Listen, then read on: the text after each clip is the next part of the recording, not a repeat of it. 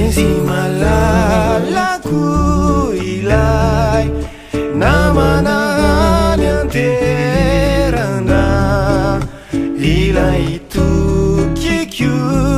iray ny fitiavanay tsy ferana iny malalako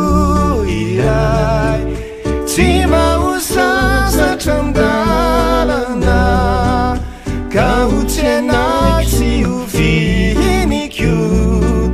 rilay malalako aizenao mialifonany ao tsy andriko ny atongavanao hayana efa tsy lavitra izao sasatra mitazana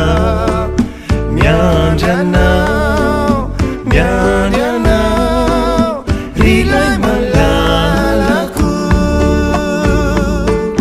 miandry anao rilay malalako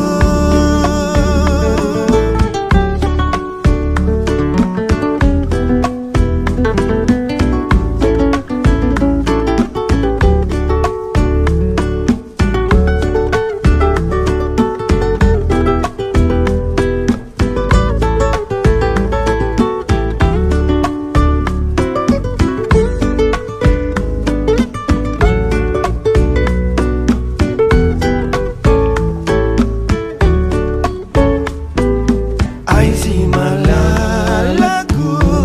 ilay marutsirutsy aramanina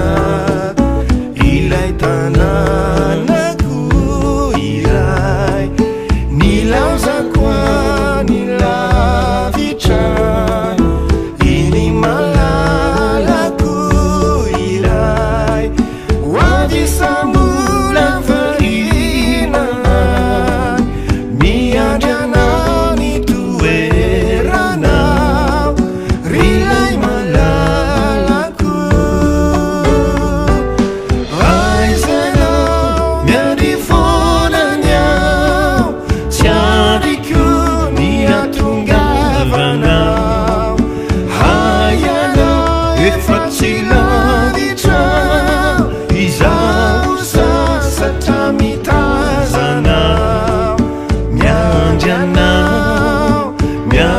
anao rilay malalako miandry anao